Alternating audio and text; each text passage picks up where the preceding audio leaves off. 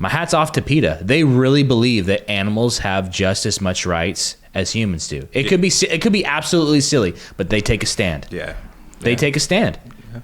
And they go to extremes because they are so convicted that animals have just as much right as humans. And so yeah, well, my hat's not off to PETA. I'm sorry. Yeah, don't. But I get what you're saying, that they're just so they go to the extreme. They go to the extreme because they're so convicted. So we do not condone. Yeah, they're not out there killing people. No, PETA's not out there killing people. I was gonna say some stuff, but people love animals. They're throwing pain on people. Yeah. Oh, I don't like animals. I don't like cats. I don't like dogs. None of it. I'm not an animal guy. That's okay. Bill, are you an animal guy? No, I'm not. But hey, if somebody, I know people that are, that's great, because animals can be great, can be a good companion and all that stuff. Not cats, though. I'm sorry, cat people. Cats come around when they want to, man. No. Let me tell you that. Anytime a cat comes on my yard, I throw rocks at it. Oh, stop it, Jake. Yeah.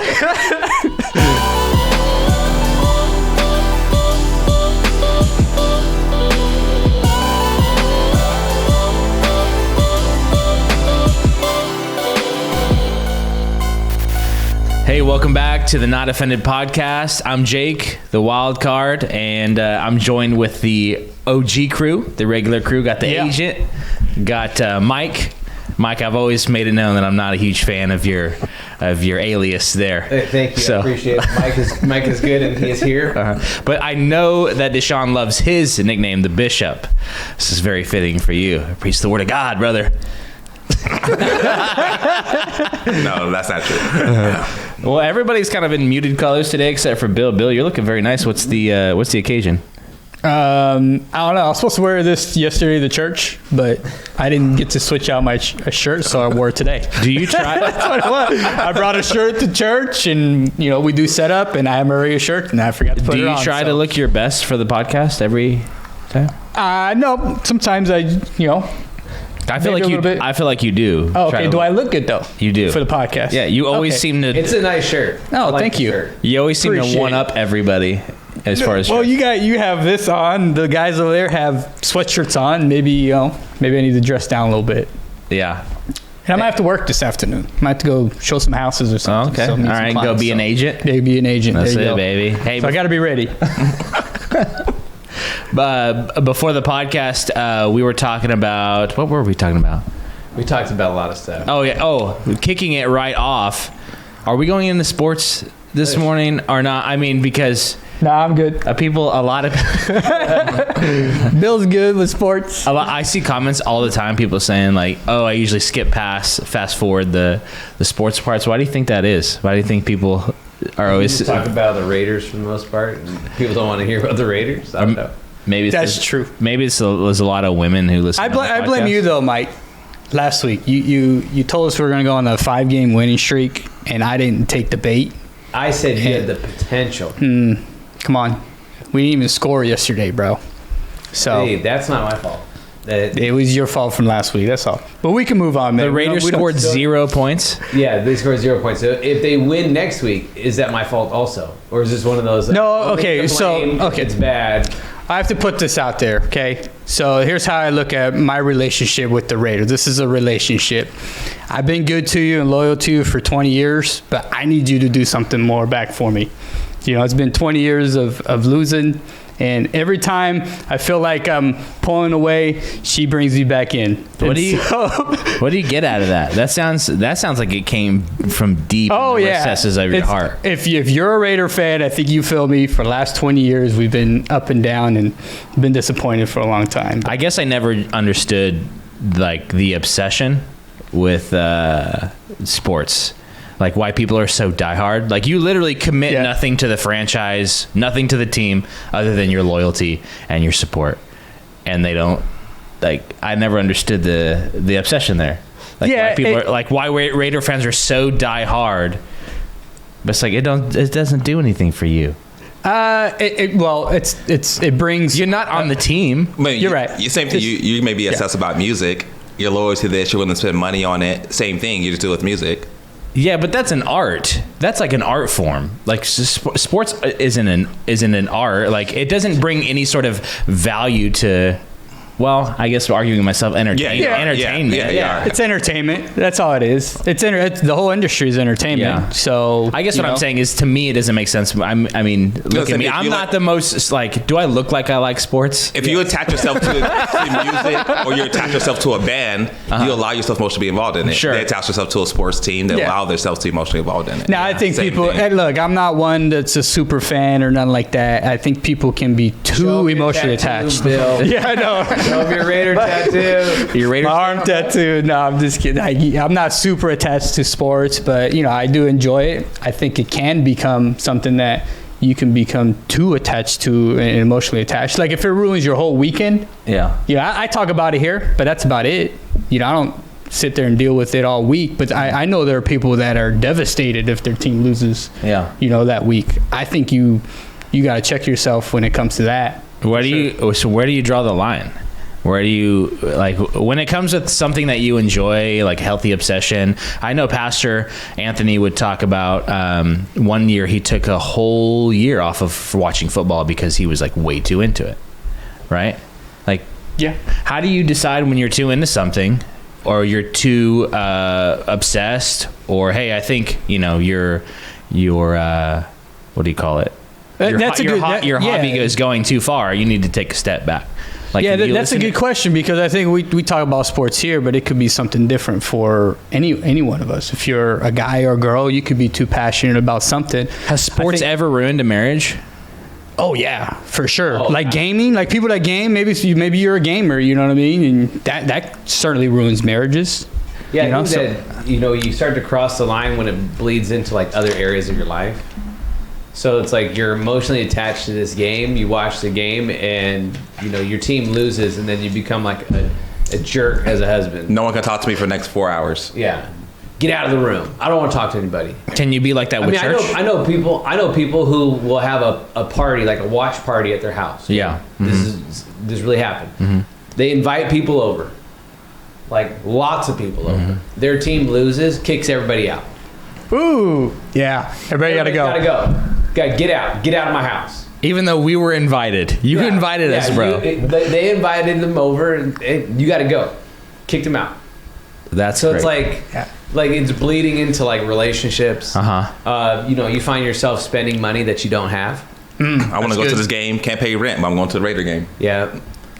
Buying a ticket that you shouldn't be sitting in that seat. Putting it on credit.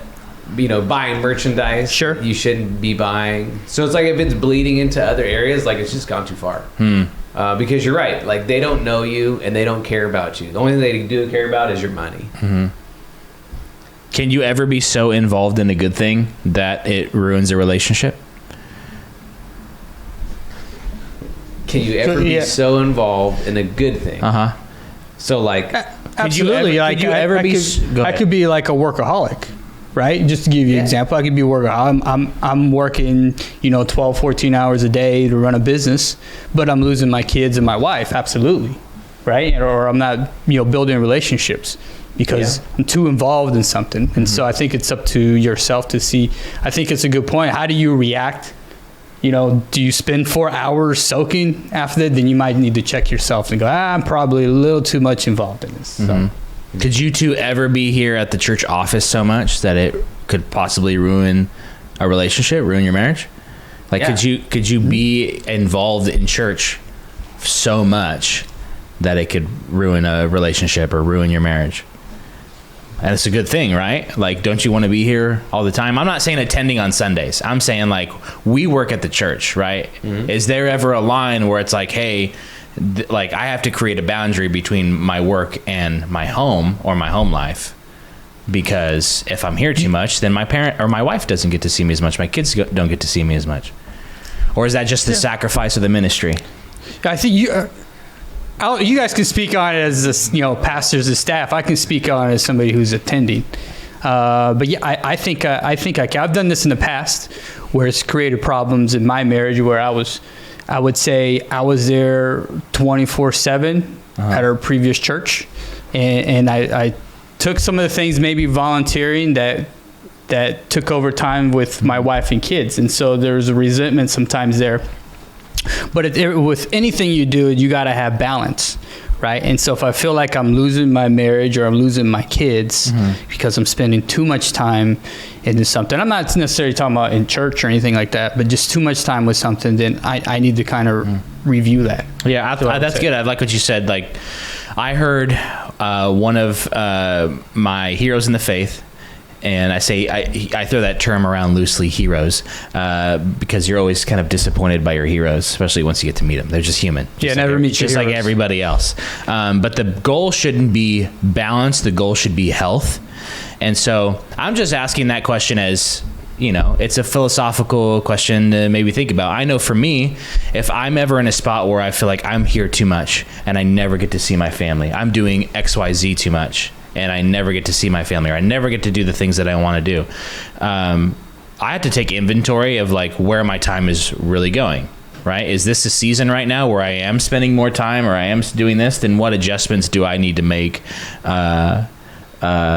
in order to like really make an effort to see my family more? So I know for me, working at the church, the busiest seasons are like just before Easter and then the holidays. Those are like the busiest seasons. So like I know that I have to grind. And every business, not just church, every business, everything that you do has seasons where things are up and you're really busy, and they have things that are down that are really busy. So where do you have a boundary? Or I guess what I'm saying for me is like I have to take inventory. It's like, okay, where do I have pockets of time that I could take advantage of, right? Where do I have pockets of time where I can find health? Because I can't really find balance. I guess what I'm saying is like balance is not achievable. You can't equally always split the days, 8 hours here, 8 hours here, and 8 hours here, right? 8 hours work, 8 hours family, 8 hours me time. That's balance, right? I think health is, in the season where I'm at right now, what's the healthiest option for me to choose? So I guess maybe changing up my question a little bit, what do you guys do in seasons to find health where it's like, I may not be spending as much time as I'd like to doing the things that are most meaningful to me. I have to spend more time doing the things that I have to do and I have to get done. For me, I always think there's enough time to spend with my kids and my family. People just have other priorities. Like, you always think that there's enough time for you to spend time with your family? There's always time. I could watch less TV. If I stop looking at my phone, I have more time with my kids. Church is not taken away from me. I think for most people, it's not. Get rid of your hobbies, you need to spend more time with your kids. I think a lot of people make excuses for it. Or at least I can say for my life, the way my life's structured, there's time for me to spend more time with my kids if I really need to. It's there. My kids know, me and my wife know, like we established our life to do, we're going to live a life of ministry. Whether I work at the church, when I didn't work at the church, we lived a life of ministry. When I worked at the church, it was a life of ministry. That's just what our life is, period. So, there's enough time. Someone literally just asked me yesterday, hey, when do you take a day off? I was like, I don't know. I was like, half a day on Saturday, I get a day off. But again, I have a great pastor. I can not show up here tomorrow and he's not going to question anything. I also have that freedom. But I always think I have no time to spend with my kids. There's other stuff I can get rid of that I can spend more time with them. So. But a lot of people just have hobbies. Stop watching football. Go hang out with your kids. That's 3 hours. No, that's true. That's true, Deshaun. I think it's not an issue of time. I think it's an issue of effort. I think the problem with me when I still went in my home where it was feeling like I was spending too much time at church was because I gave my first, my best efforts at church, but then they felt like they got the last of me at home. And that falls on me. Right? I can't give my best to my work, to my job, and then and then come home and give the worst of me, which is watching football or being on my phone, to my family. Of course, they're going to feel unbalanced there. And so I think that would fall on me to make sure that, hey, if I'm going to be home with the kids, then I got to spend that time with them just equally like I would here at church. Yeah, I think also something's got to sacrifice, and oftentimes like we don't want our time to sacrifice. So, sorry, I don't have enough time to be with the wife and the family, or the wife and the kids this week. They sacrifice, but I'm still going to have the same amount of time at the gym. I'm still gonna have the same amount of time on my phone. I'm still gonna have the same amount of time on whatever I want to do. My friends, oh man, they want to go hang out. Yeah. We'll go hang out with your kids. Yeah, you didn't see your friends for a couple months. All right. It is what it is. Like, you're not 17 anymore. Yeah. But the way I kind of look at things for me is I try to look at things in advance. So I like this week coming up is extremely busy for us, just because we've got Harvest Fest tonight. We've got First Wednesday on Wednesday. Come on out, Cornerstone Church, 7 o'clock, First Wednesday. Pastor Ron Carpenter is going to be there. Our worship team, I'm so excited to see our worship team up there this week. So we have that. Pastor D and I are preaching this weekend, so we've got that. We're going to Israel next week. So like there's a ton of stuff that's going on, but I've been knowing that. Sure. So it's like if I would just like look down and go, oh shoot, all that's happening this week, then I feel like I'm behind the ball.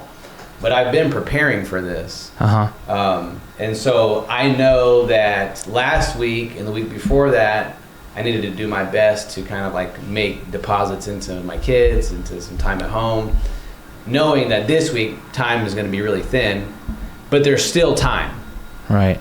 It's not like I'm going to blank and I'm not going to Raider scoreboard my kids this week. Wow. Hey, if I'm going to get blamed for the loss, I get to at least use it as an example. Thanks, Mike. Yeah. Sorry. And so that's just the way I approach things. I know that I'm going to be gone for 10 days, which is a huge hit to my family.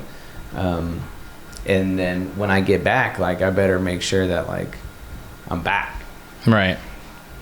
That's good. Yeah. Yeah. I think the biggest thing for me, just kind of hearing everybody's input is, there's a choice it's a choice to choose health, in the area of family. So if because honestly, I feel like you could be justified in, hey, I run a business, or hey, I have a job that demands a lot from me, and I do this for my family, and I do this to support them, and I do this for the betterment of the ministry, but you're never home, right? And you're justified in the sense of like, this is what I have to do. This is just what I have to do. Or you can go, I feel like you could go the extra mile. That's what I hear you guys saying. And I can make deposits on the back end, right? I can go above and beyond on the back end if I know that I'm going to be out of town for 14 days.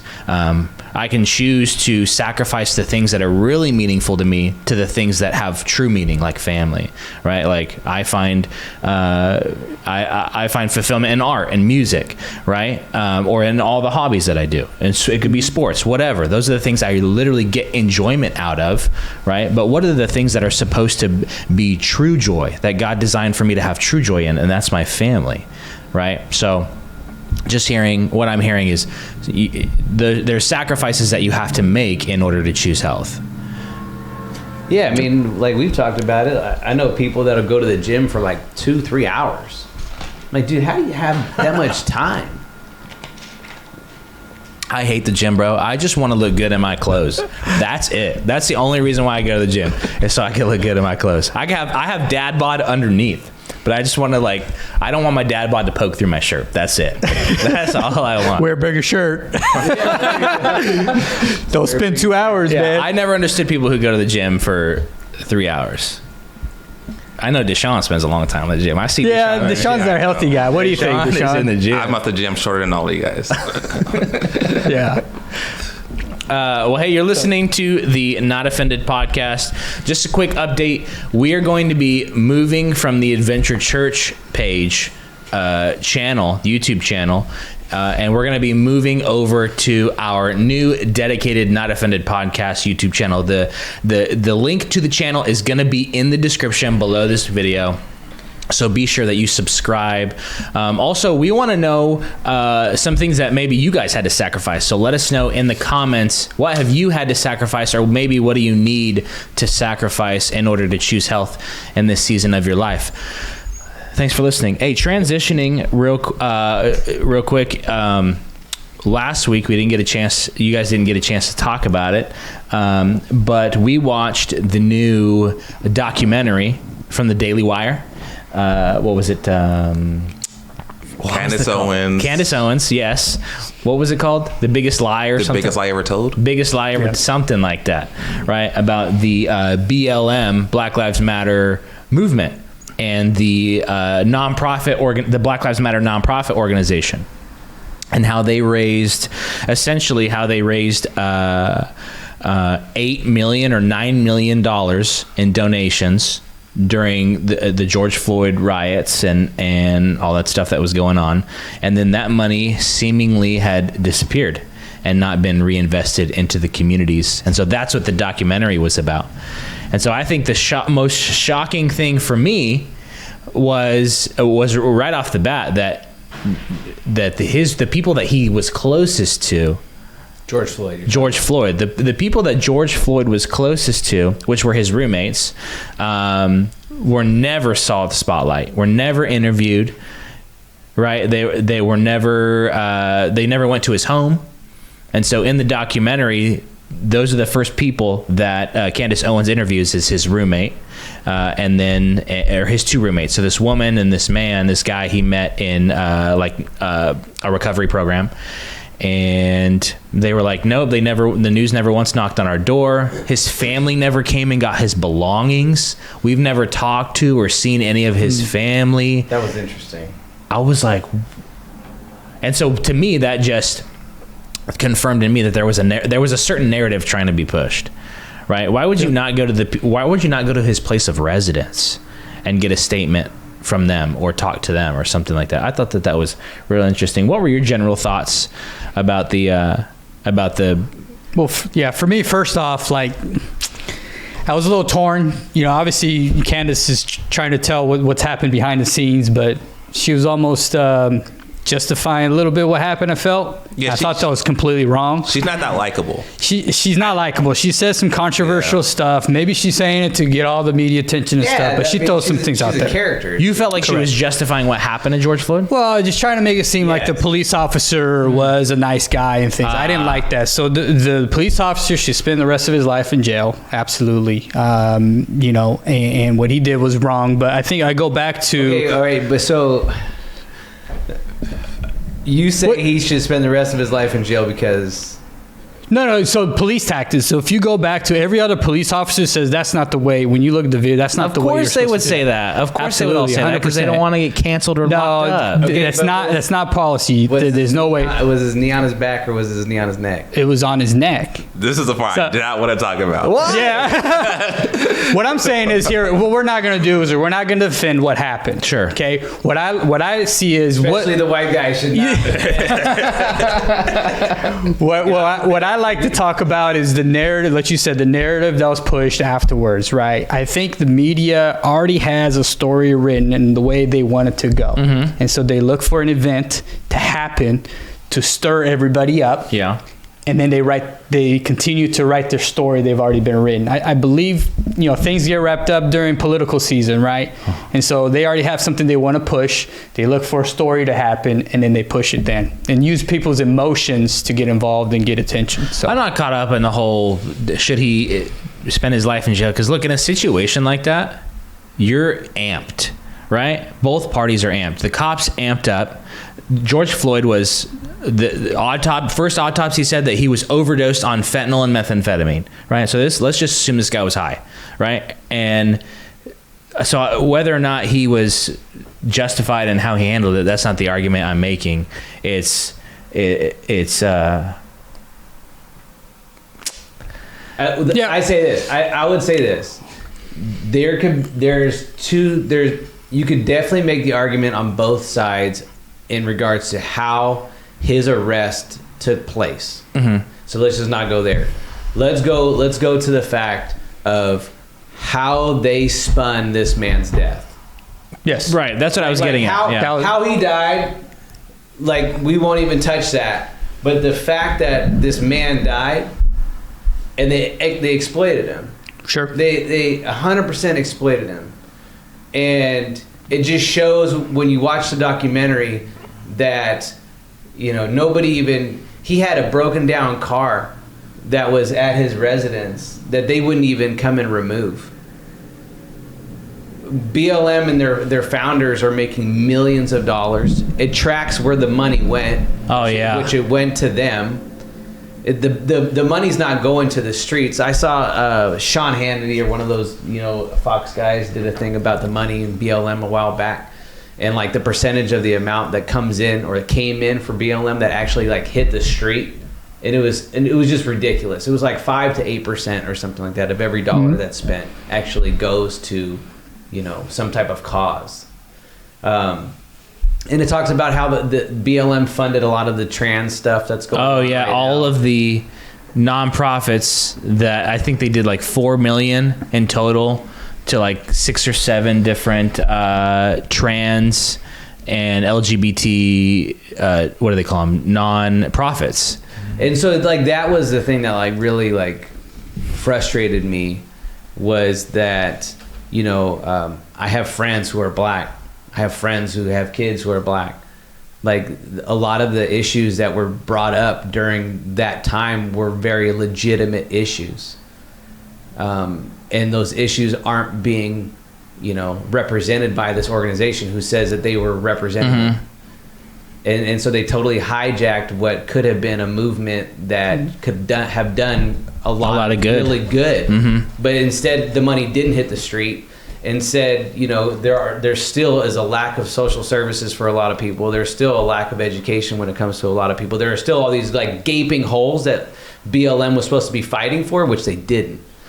And so that's frustrating. Do you think that's racist, like in and of itself then? So like you have a nonprofit called Black Lives Matter that on the front end, on the face, is supposed to seemingly help black people or help raise awareness of racism, or because like I'm not denying that America has a huge stain on how it's treated black people, but you have this nonprofit who's raised $9 million, and then you see the creators, the CEOs, whatever you want to call it, buying homes in Beverly Hills, right, with security and giant walls around their homes. I mean, is that like black on black racism? Yeah, I think the biggest thing that I saw was how they spent their money. And one of the things they did, that she bought a house for like $3 million, then sold it to Black Lives Matter for like $6 million, and she still lives there. And it's like, this isn't used for the organization; it's still basically her personal home. I think what you see is that just because someone's black and they say they want to help black people, doesn't mean they're really going to help black people. If they can get money and still get rich, they'll take advantage of black people too. It's like anyone else will. When people get into power and they see like I can get money, and it's like, I kind of want to help people, but I can get rich, they'll take that advantage of it. A big thing that we need Christ. Like, you need God. Otherwise, your selfish ambition will step in place and you'll take advantage of people. You're like, I deserve this. Yeah. But the thing is, if you want to get rid of God, you have no moral law to go to. You have no reason. You have no reason to do well for other people. You can do whatever you want. They don't care about black lives. They care more about helping gay people more than they care about helping black lives. You see at the very beginning of the organization, I had to change the wording in the organization, that it wasn't about that. Yeah. And so from the beginning, it wasn't about that, but they used this to their advantage because people felt guilt seeing this happen with George Floyd during the pandemic, people rioting, saying like why people hate black people, and people want to give money to actually help black people, and they're just taking advantage of their emotion because you're seeing this on TV. And they just exploited that. And it's like, I can use this for my own personal gain. You see this even with Candace Owens when she shows up to their headquarters at Black Lives Matter, and she just asking to see someone. They're recording it. Pregnant black women there are just asking like, "Hey, can I talk to someone?" The founder of Black Lives Matter gets on social media. They're crying, saying she felt threatened. It's like, what are you talking about? You have security there. She's behind the gate, and you're sitting there crying. Again, this is to fit their narrative again. Right. It's like their whole organization is just a bunch of frauds. They came, they got themselves rich and got their friends rich. That's all it is. You don't. Okay. I got a spicy question. Do you think that this reinforces like a stereotype? Stereotype for a stereotype for minorities? No, I think this is all people. Anyone will take advantage of anyone to get money if they have no morals. Yeah. So then I think, or what I'm hearing you say is, exploiting people based on skin color is just a means to an end. It's not even really about that. It wasn't about the skin color. It's not about black. lives matter. It's about who can I exploit, or if it was white lives matter, they would have used that to exploit white people because they were an easy target. There was an event that happened, and now I know I can get rich off of this event. Yeah. I mean, some people probably got rich off Trump going to the other side. Yeah. Like supporting him, certain bunch of merchandise and things like that. Like you're getting rich off it. You see an opportunity, you just go people take advantage of it. I mean, anyone who's a billionaire took advantage of someone at some point. Like you have to get to that point. You have to. Anyone who's a billionaire had to take advantage of somebody at some point. At some point, they put aside their morals. You're doing something. Nike's doing something. Apple's doing something in China. Yeah, that's a good You point. care about human rights. You bring your factory. You really do care about it. Bring your factories back here. Stop exploiting them or pay them more. Yeah. Nah. Hey, tell them about the building, the Apple building. Yeah, I can't verify for sure, but Joe Rogan had talked about this on his podcast. He said the Apple in their factory, so many people were jumping out the window because of the conditions there, that they put nets around the whole building. So the picture of the building, there's nets outside the buildings. People jump out, they hit the net, and they'll kill themselves. And then they're like, back to work. Yeah. Back to work. You hit the net, back to work. But you have organizations like that, like Nike, that have sweatshops, like these big corporations in the U.S. who would get behind BLM and, talk about how, we exploit people. So why do we still wear Nike? And why do we still have iPhones? Everybody on this podcast has an iPhone. Because people don't care. So we don't care. Dude, at the end of the day... Well, we don't see it. It's not happening here, right? So it's happening somewhere else in the other side of the world. Yeah, it's not that simple. People, like, they always talk about people complaining about like big corporations, and they'll say like, they tweet this from an iPhone. And it's like, you're standing up fighting for this, but literally you're part of the problem. Yeah, you have people posting on Twitter, death to capitalism, and they're tweeting, and then at the bottom it says tweeted on Twitter for Apple or iPhone. And they make like, I forgot what the number, it was like, what, 400 billion or something? Yeah. I showed you, like the money that Apple makes is insane. Their annual... like they crush Nike and Adidas. We're looking at Adidas, and it was like, man, they're like 10 times both of them combined. It's like insane. And it's like, yeah, this is a big corporation. Everyone keeps buying iPhones. Yeah. So like, it's like, where do you draw the line then? Like, are we accomplices in oppression because we buy iPhones and we wear Nike and they do things that we clearly are on one side of this moral line, right? Like we're clearly on the side of like, well, what you did is wrong. But then we have these other companies who are supporting something that's seemingly immoral. So where do we draw the line? And you said it's just like we don't care. Well, okay, so here's where I stand on this. I don't think it's exploitation of a corporation here in America doing business or doing their factories overseas. Okay, because what's going to happen over in China if they're not making Nike and all that stuff? What happens to those folks? It's a job that they're creating. It's a market, it's a free market that happens. Now, what I don't like is the hypocritical organizations like Nike who say we're for the small guy, and then this is happening overseas. Okay, and so that's the point. They push these agendas like, hey, we're for the little guy, but we're having people jump out of buildings overseas. That's what I don't like. I know I've been asking you guys a lot of these questions and putting it on you, but for me, I don't care. I tend to not even think about what Apple does and those people who are out there jumping out the windows. You could call me insensitive. Go ahead, call me insensitive because you got an iPhone too. Go ahead, call me insensitive because you wear Nikes too and you wear Jordan too. So anything that people want to throw at me, right, using the same type of argument like, well, Nike supports BLM and BLM did this stuff, so why are you wearing Nike? The same goes for you. There's probably a million different things that you wear, clothes, all that stuff that are made in sweatshops by, child forced labor. So where does the conversation go from there? Yeah, if you're trying to live your life like super clean, I mean, like where do you get gas at? Where do you draw the line? Right. I mean, I think it's a pretty harsh statement for us to say we don't care. It's not that we don't care about people. Okay. So that's not what we're saying. Right. But when it comes to being a consumer, how about that? When it comes to being a consumer, I don't care in the sense of like, I don't know how to live life it being a completely clean person. Sure.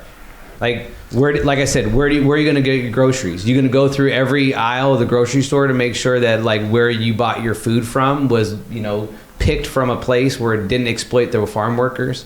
Are you going to get gas from a place that isn't from a communist country or something like that? Are you going to like where does this stop? Because some people, I'll never eat at Chick-fil-A. I can't believe it. I'll never do that. Mm-hmm. Okay, but you got Nikes on, right? So it's like, where does this stop? At some point, we're absolved of responsibility. Then. So to live in America is impossible to not consume something like you're saying, be a consumer of something that didn't exploit people. Like it's dang near impossible. Mm-hmm. Like you have to go off the grid and just live like be John the Baptist. You out in the wilderness by yourself. Right.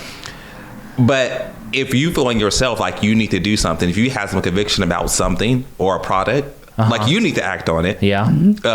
If for you not to do that, I think it's a problem. Yeah. But if you feel that, you should do something. But it's almost impossible because even like Central Valley, we feed the world. Mm-hmm. Well, I don't know how it is now. I remember a long time ago, I knew someone how do I say this? So they talked about the farm workers, and how they were illegal immigrants and how they got paid. Well, the way they got paid in a way that wasn't necessarily like legal, but also legal. But in a way, like, so all the farmers out there, they're not getting paid like regular people get paid. Mm. So a lot of our food is coming by taking advantage of people. Yeah, but they want the job. They love they love the they want to work. They want to get paid. But it's like you're not going to eat. Period. You're going to grow your own vegetable garden in your backyard, your own fruit in your garden. Like, so you have to. There is some point where you have to decide. Okay, where am I going to take my stand? But I think if you do feel something, you should do something. Yeah, and that's a really good point. And you're right, Pastor Mike. I'm not saying, it might have sounded like that I don't care about the people who are forced labor. Not what I'm saying. I guess what I'm saying is that it's not, when I pull out my iPhone and check my Instagram, it's not what I think about. Like, that's not the first thought that enters my head. Like, wow, the people who made these phones are in the poorest working conditions possibly in the world. You're a privileged American, that's why. Man, I think you hit it on the nail. We talk about taking advantage. Not white, and so feel really bad. Yeah, this is a first world problem, guys. Yeah, like when we talk about taking advantage of people, nobody's being forced to come and work. Could conditions in the farm, be better? Absolutely. Yeah. But they're not being forced to come. And so the problem is, what's the alternative? These sweatshops in China, right? What's their alternative? It's to starve, right? Starve out there. India, same thing. Like, there's nothing there, so it needs to get kickstarted somehow. The alternative is to raise the prices you pay for it, so they can pay them better. Instead of paying $200 for that's Nike, fine. You pay and so 100%. So if you say, hey, I want to do something about what Nike's doing overseas, then buy more Nike so they can pay them better. We know they're not going to do that, bro. We know they come just out of your pocket. Money. Well, when it comes to your money in your pocket, that, guess what? Adidas is going to drop their prices and Nike's going to be out of business. Exactly. So there's a free market about it. So for me, it's capitalism. But that's the way it works, because what is the other option? We've tried other things, right? Like communism, socialism, all that stuff. Those things don't work. But it's a free market that, hey, you can work for me or I can work for you. Or that's why we're privileged here, because we have those options. Overseas, the countries, they don't have those options. This is what you're going to do, or you're going to starve. Mm-hmm. But I think it's also, what you said was really good, Deshaun. It's like you have to pick where your stance is. Where does your conviction lie in issues like this? Like, we're all working out our salvation. I guess my issue is, like, don't point the finger at me, right, when you got a speck in your eye too. Don't point out the speck in my eye when you have a plank in your eye, right? Fix that first. And so, living as a privileged American, it is really hard to stay away from buying products where the company exploits workers somehow. It's hard. So my gripe is, don't point the finger at me when there's probably something that you do too. And in the same vein, what is something that, like, you can't stand? Take a stance on that. Where does your conviction lie take a stance on that. Like, my hat's off to PETA. They really believe that animals have just as much rights as humans do. It could be absolutely silly, but they take a stand. Yeah. They take a stand. Yeah. And they go to extremes because they are so convicted that animals have just as much right as humans, and so yeah, well, my hat's not off to PETA. I'm sorry. Yeah, don't. But I get what you're saying, that they're just so they go to the extreme. They go to the extreme because they're so convicted. So we did not condone. They're not out there killing people.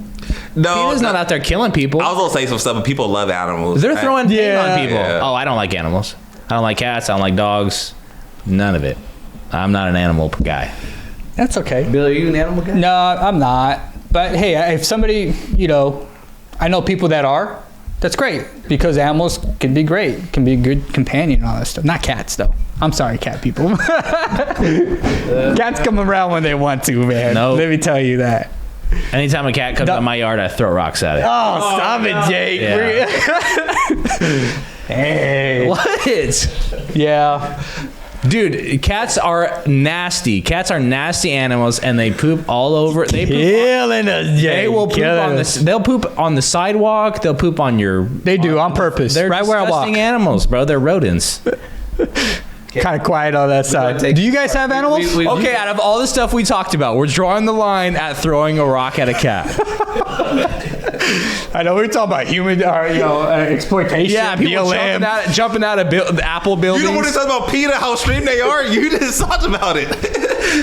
PETA's coming after the podcast. I'm sorry. Mike tried his best to steer the conversation. Oh, Bill, you like animals? You like dogs, Bill? Come on. Yeah. Come on. Any of us have pets here? No. You have pets? Nope. Okay. No. Yeah. It's either pets or my kids for me. I chose my kids. They're too much work. What was the first pet that you guys had? I think we had a dog growing up. We never played with him. That's probably, it's true. Hey, he was in the backyard. Better hope PETA don't listen to this. He was happy. He got fed. But we didn't take him on more. We were busy. Yeah, my mom liked to train boxers. Okay. And I think this is maybe where my disdain for animals comes Here from. we go. Let's go. Bring it all out. Finally, we need a couch. my mom trained boxers, loved them, but they both ran away and they both died. Had to bury them both. That was really traumatic for me, like having to bury your own dog. I thought you were going to say your mom spent more time with your dogs than you. That's why we're going to have some issues. How old are you when you are burying your dog? Middle school. Okay. Yeah, we had two dogs that we buried from back to back, and then we were like, okay, we'll try one more time. So we got another boxer, and we were in an apartment. We lived in an apartment. We were on the second level, and the dog climbed on his cage, jumped out the window. And then somebody called us from, like, months later, called us and said, hey, we have your dog. And it was like, we lived in Arizona at the time, and the dog was like 8 hours, like Flagstaff, right? We were in Phoenix, and the dog was like in Flagstaff. And we're like, how did the dog get out there? And so we were like, okay, yeah, let's meet. He's like, yeah, I'm coming down to Phoenix. Let's meet. We can give you your dog back. Never showed up. And that was traumatic for me too. Like feeling like I was going to get my dog back. So now it's just like, I want nothing to do with animals, bro. Nothing. All right. I said it. Yeah. Well, we'll pray that you be healed from your traumatic experiences with dogs. And, if there's anybody out there who wants to get Jake a boxer, I'm sure that there'll be some healing. Yeah, I would really try again. Be willing to try again. What about you? Do you like dogs? I don't have any pets. No pets? No pets. Not. What about like a reptile you keep in a glass case? Would you do that? My kids have a turtle. Oh, okay. That turtle's easy. That's good. Yeah, they have a turtle. All right. I do nothing with the turtle, but they have a turtle. Mike, your kids ask you for a pet? Yes, they'd love to have a dog. And you don't want Nope. The rule in the house is, if you can't wipe your own butt, you don't get a dog. If I'm still wiping butts, man, you're not getting a dog. It's a good rule. Hey, that is They're a lot of work. They're a lot of work. That's why we don't have pets. It's a 12, 14-year commitment. Yeah. It's like having another kid. I don't want to have to like find a dog sitter in order to try to get out of town or something like that. Like that, I don't want to have to pay to feed the dog. I mean, it sounds nice to have a dog, but like, and they're emotional ticking time bombs. I'm a perfect example. But I mean, like, let's say your dog lives its full life, right? 12, 13 years. You grow attached to that animal. There's a lot of Everybody lessons to knows it, somebody too, though. who's had a dog for that, and then they're devastated when the dog dies of old age, Yeah. right? It's just one like, reason why I would get a dog for the kids. There's a lot of lessons that are learned through that, though. You know, taking care of it. You know, being the discipline only and reason all I'm that. getting So a dog is so that if you jump my fence trying to get in my house, That's you're good. getting bit before you get shot. That's not. yeah. That's the only thing. for protection. You guys ever been attacked by a dog? Yeah. Oh yeah, Oof. been attacked by a dog. I was just out here the other night for prayer, and this house right here, the dog's head was sticking out the fence. Oh yeah, those one across. Yeah. And then and I was locking up, and the dog, little tiny dog Chihuahua, makes its way out, and then the big one just forces its way out. I never ran inside the church so fast. Well, hey, this has been the Not Offended podcast. Let us know what you think about animals. We want to hear your traumatic animal stories, so let us know in the comments below. Pastor Anthony will be back. Oh, we may be shooting the podcast from Israel. Oh, that'd be great. That would be super cool. That would be really, really cool. So we'll see you in Israel next week. Take care.